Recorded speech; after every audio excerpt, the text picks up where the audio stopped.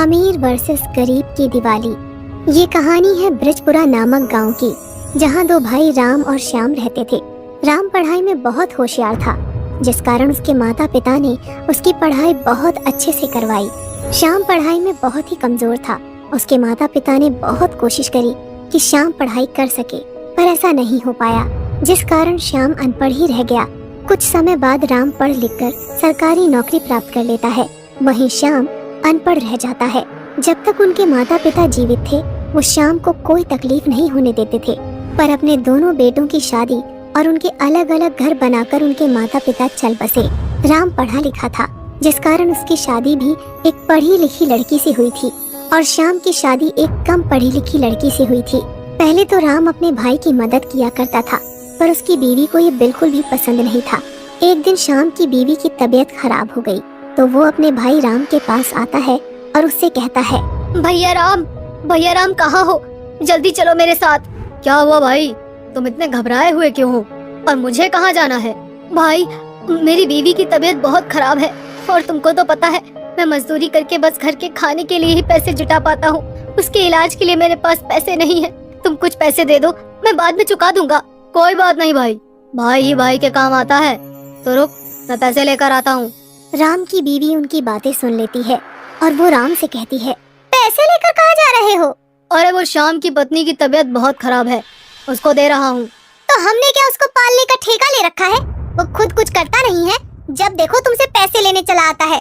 मैं कह रही हूँ तुमको, उसको आज एक फूटी कौड़ी भी नहीं दोगे। उन दोनों की बात बाहर खड़ा श्याम सुन रहा था, जो ये बात सुनकर वहाँ से चला जाता है। वो जैसे तैसे करके अपनी पत्नी का इलाज करा लेता है। फिर कुछ दिनों बाद दोनों के घर में 2 बच्चे होते हैं, एक बेटा और एक बेटी। राम के बच्चे बहुत अच्छे से रहते, खूब महंगे खिलौनों से खेलते थे। वहीं श्याम के बच्चे बेचारे हमेशा गरीबी से जूझते रहते थे। श्याम जैसे तैसे अपने बच्चों को खिलाता, लेकिन कभी लौटकर राम की चौखट पर नहीं गया। फिर कुछ दिनों बाद दिवाली का त्योहार आने वाला था, तो सबके घर अच्छे से सजे थे। राम के घर किसी चीज की कोई कमी नहीं थी। उसने अच्छे से घर को सजाया और खूब अच्छे से तैयारी की। उधर श्याम के बच्चे गरीबी के कारण कुछ नहीं कर पाते, ना ही उनका घर सजा था, ना ही कोई तैयारी हुई थी। फिर श्याम के बच्चे उससे कहते हैं, पापा, ताऊ जी के बच्चे इतने अच्छे अच्छे कपड़े पहनते हैं, इतने महंगे खिलौने से खेलते हैं, आप हमें कभी ये सब क्यों नहीं देते हो? मुझे माफ कर दो मेरे बच्चों, जितना हो पाता है मैं तुम्हारे लिए करता हूँ। और तुम्हारे पास छोटे छोटे खिलौने तो हैं, उनसे ही खेल लो। वैसे हमारा घर भी तो छोटा है, तो खिलौने भी छोटे हैं। नहीं पापा, आप हमें इस दिवाली खूब सारे पटाखे लाकर दोगे ना? चलो ठीक है बच्चों, मैं ला दूंगा। इतना कहकर श्याम निराश होकर घर के बाहर चला जाता है। अगले दिन आखिरकार दिवाली का दिन भी आ जाता है। सब लोग अच्छा अच्छा खाना बनाते हैं, खूब अच्छे से रंग बिरंगे पटाखे लाते हैं। ये सब देखकर श्याम के बच्चे अपनी माँ से बोलते हैं, माँ, बाकी लोगों की तरह हमारे घर में अच्छे अच्छे पकवान क्यों नहीं बने? बेटा, इस बार जब लक्ष्मी माँ आएंगी तो वो हमें बहुत सारा पैसा देंगी, फिर हमारे घर भी ऐसे ही अच्छे अच्छे पकवान बनेंगे। फिर रात में जब सब बच्चे पटाखे जलाते हैं, तो श्याम के बच्चे चुपचाप उन्हें बैठकर देखते रहते हैं। तभी उनकी माँ वहाँ आ जाती है। वो उससे बोलते हैं, माँ, पापा ने कहा था वो हमारे लिए पटाखे लाएंगे, लेकिन वो अभी तक आए ही नहीं। तुम चिंता मत करो बच्चों, वो आते ही होंगे। तुम चलो, तब तक खाना खा लो, आओ। नहीं, जब तक हम पटाखे नहीं जलाएंगे, हम तब तक खाना नहीं खाएंगे। तभी श्याम उन्हें आता दिखाई देता है। बच्चे पापा पापा कहते भागकर उसके पास जाते हैं। श्याम अपने हाथों में मुट्ठी भर पटाखे उनके लिए लाया था, तो उनको देते हुए वो बोलता है, बेटा, आज तुम्हारे पापा से इतना ही काम हो पाया, अगली बार तुमको बहुत सारे पटाखे ला कर दूंगा। दोनों बच्चे पहले तो उदास होते हैं, लेकिन फिर खुश होकर पटाखे लेकर चले जाते हैं। वहीं राम के बच्चों के पास बड़े बड़े पटाखे थे, जिनको वो एक के बाद एक जलाए जा रहे थे। फिर एक रॉकेट जलता हुआ उनके घर में उस जगह जा गिरता है जहां बाकी पटाखे रखे थे, जिसकी वजह से घर में बड़ा धमाका होता है और आग लग जाती है। राम की बीवी अंदर ही खाना बना रही थी, जिस कारण वो उस आग में फंस जाती है। सब गली वाले चिल्लाते हैं, आग लग गई, आग! अरे भैया, आग लग गई! अरे भैया देखो तो, इनके घर में आग लग गई है! अरे भैया, आग लग गई भाई, अरे आग लग गई! तभी राम अपनी पत्नी को ऐसे फंसा देखकर बेहोश होकर गिर जाता है।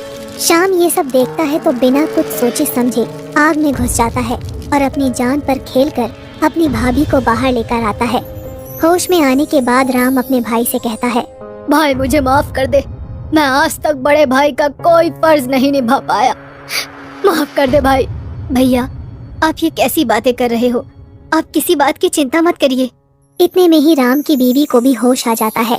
फिर उन्हें अपने किए का बहुत अफसोस होता है कि उन्होंने श्याम की मदद ना करके अच्छा नहीं किया।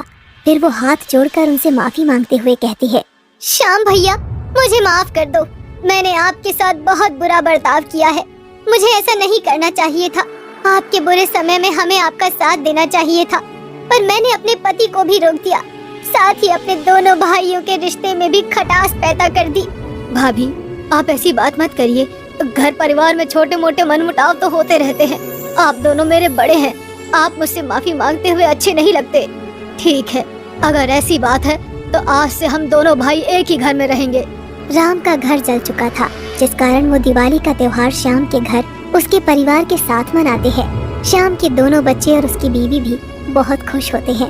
साथ ही श्याम चारों बच्चों से कहता है, बच्चों दिवाली प्यार बांटने का त्योहार है, हमें इसे मिलजुल कर मनाना चाहिए और ऐसी कोई भी चीज इस्तेमाल नहीं करनी चाहिए जिससे पॉल्यूशन हो, और साथ ही पटाखों से हम अपने आप को और आसपास के लोगों को नुकसान पहुंचा रहे हैं। जैसा हादसा आज हुआ भगवान ना करे ऐसा दोबारा हो और कोई हमारी मदद के लिए मौजूद ना हो।